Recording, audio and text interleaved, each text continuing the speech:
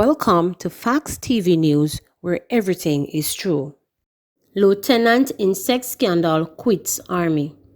A Jamaica Defense Force JDF Lieutenant and a female officer under his command have both been found guilty of contravening the Army's policy on personal relationship and fraternization following a probe into allegations of inappropriate conduct. The lieutenant, who was given the maximum fine under the Defense Act, has since tendered his resignation to the Defense Board. The outcome of the investigation was announced by the Army in a press release yesterday on the eve of a parliamentary joint selected committee meeting to deliberate on the country's new sexual harassment law. A Jamaica Observer report recently raised allegations that a female officer who had a sexual relationship with her superior was being punished for requesting a transfer. However, the JDF said there were no allegations of sexual harassment made by either party during its probe. As a result, it said that there was no charge for any breach of the JDF's sexual harassment policy. Both the officer and the female soldier were tried by the appropriate superior authority and commanding officer respectively.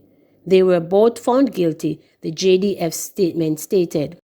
The Joint Select Committee of Parliament examining the proposed sexual harassment legislation has been hearing arguments from stakeholders on how to protect women from predators.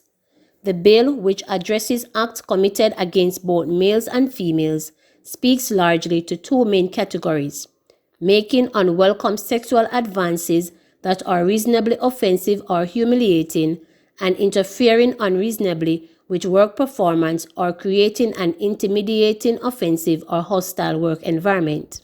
It also speaks to physical contact of a sexual nature, demand or request for sex or favor of a particular nature, making sexual suggestions or remarks, showing of pornography and other physical gestures, as well as verbal, nonverbal, or physical conduct of a particular nature. Siblings shot dead in Jonestown. A man and his sister were shot dead by gunmen in the Kingston Western Police Division on Monday, less than 24 hours after two other men were shot dead in the area. The victims have been identified as 24-year-old Janelle Thomas and 29-year-old Omar Jarrett. Reports are that they were at their home on Penn Street in Jonestown when gunmen invaded the house and shot them multiple times. They were rushed to hospital where they were pronounced dead. The incident came less than 24 hours after another double murder in the 9th Street section of the same police division. Reports are that a group of people was standing along the roadway about 5:50 p.m. Monday when men drove up in a motor car and opened fire, hitting three persons including Tariq Montague and Stephen Beckles. Montague and Beckles were pronounced dead at hospital, while the third victim was admitted. There has been no indication from authorities that the two double murders are linked, but the incident has left residents in the area on edge. Accused charged after being reportedly found with stolen gun. Investigators from the St. Catherine South Police Division have arrested and charged 28-year-old Orlando Barrett of Brayton, Portmore in the parish with housebreaking and larceny and receiving stolen property following an incident on Cashew Avenue in the parish between Friday, July 17 and Tuesday, October 20, 2020. Reports from the Portmore police are that about 8 a.m. on July 17, the owner of the premises left the island and left someone to oversee the property. Between July 17th and October 20th, culprits broke a padlock and stole several items from the property, including a Glock pistol. On Friday, October 30, Barrett was arrested and charged after the stolen weapon was found in his possession. He was subsequently charged after a question and answer session with the investigators. A date for his appearance in court is being finalized by the police. No more Chris at stoplights after massacre of homeless men in Kingston. Jamaicans continue to express shock and anger at the brutal murder of 4 homeless persons and the injury of 2 others by criminal elements in and around the corporate area last Sunday night into Monday morning.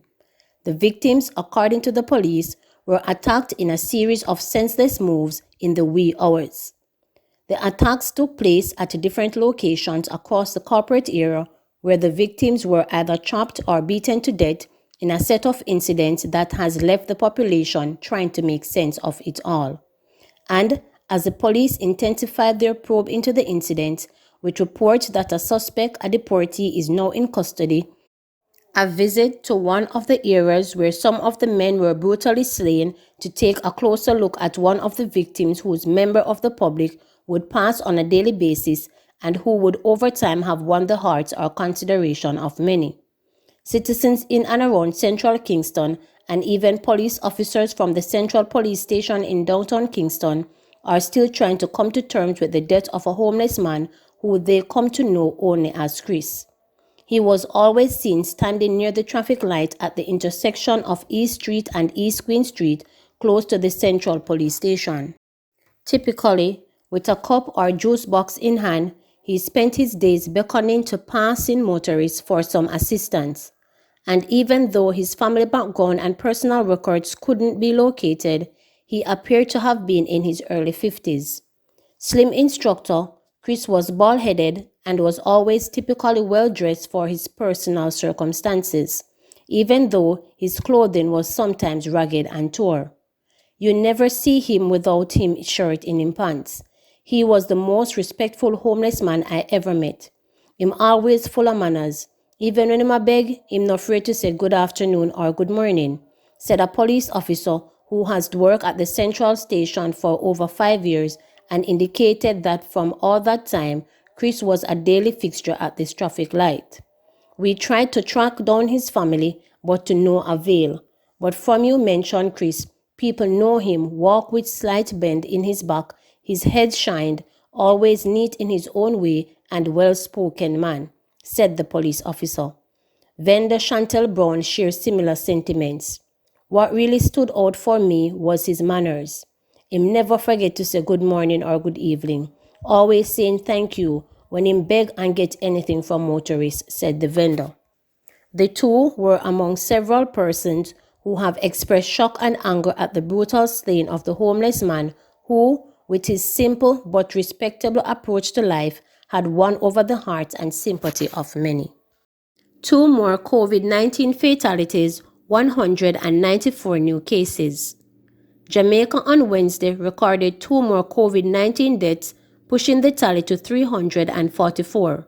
Those who have died are a 65-year-old male from St. Catherine and a 66-year-old male from St. Anne. One other fatality is under investigation. Another death has been listed as coincidental.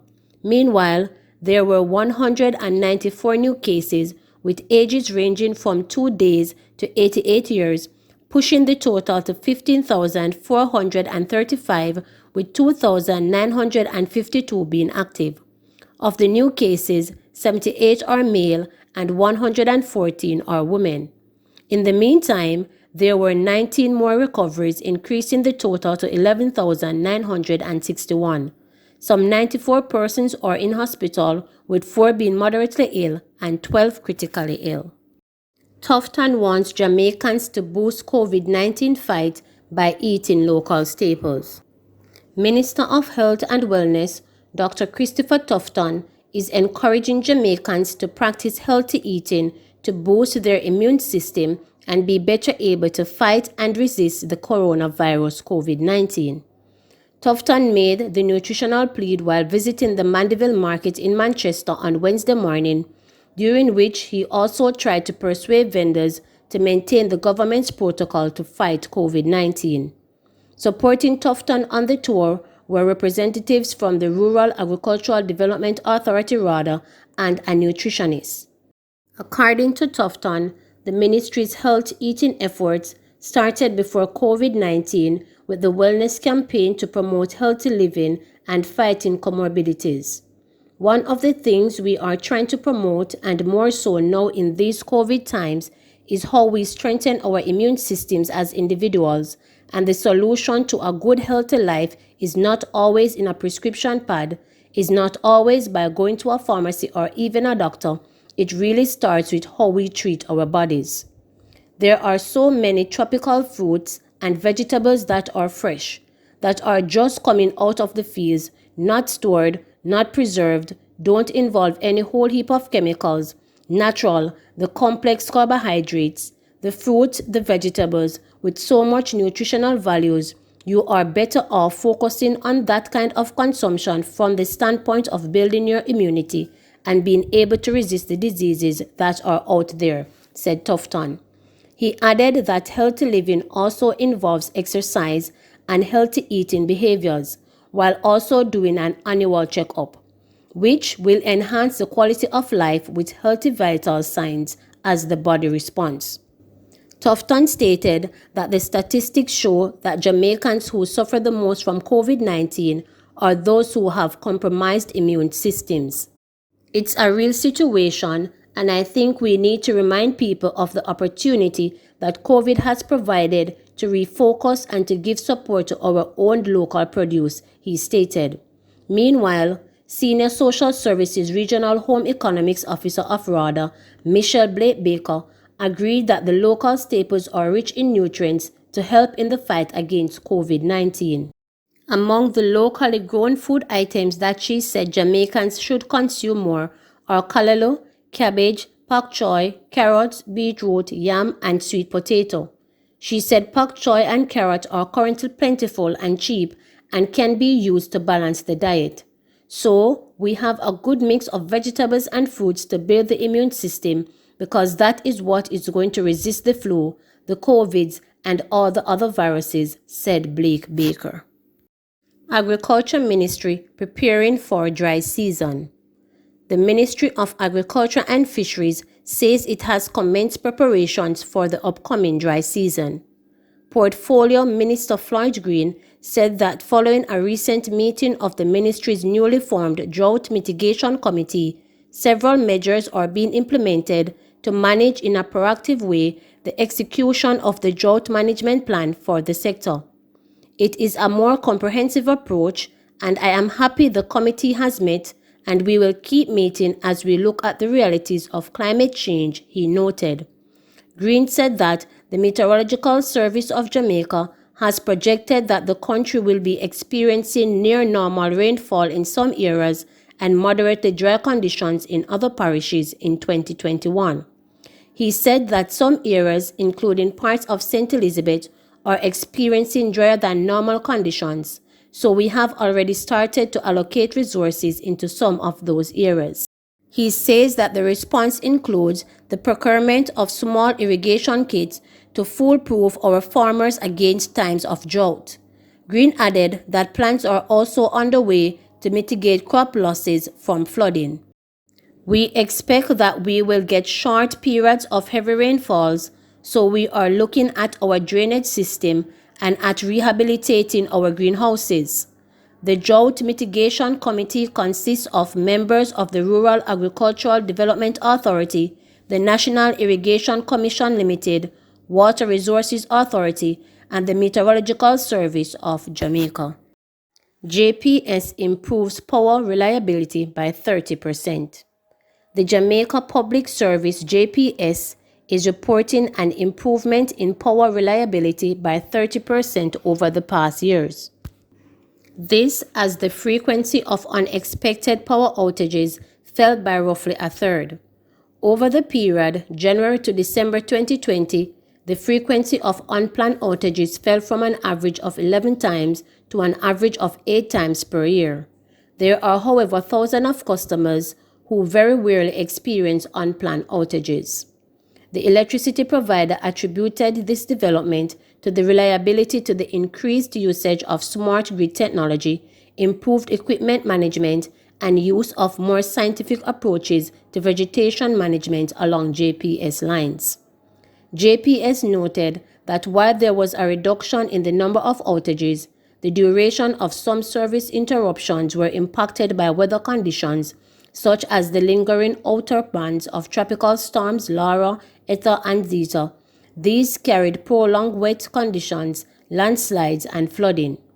General maintenance activity throughout the year were also impacted due to COVID-19 pandemic.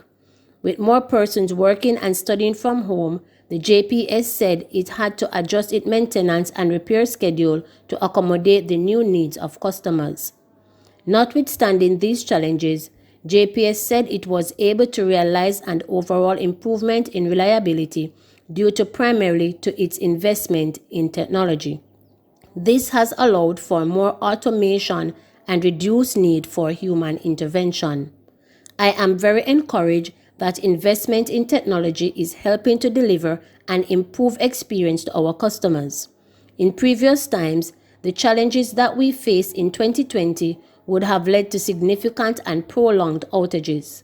Now, we are more able to respond in a more agile fashion to address our customers' needs, noted Senior Vice President of Energy Delivery, Mvrd3red. Please remember to subscribe, like, share, and click the notification bell for daily updates.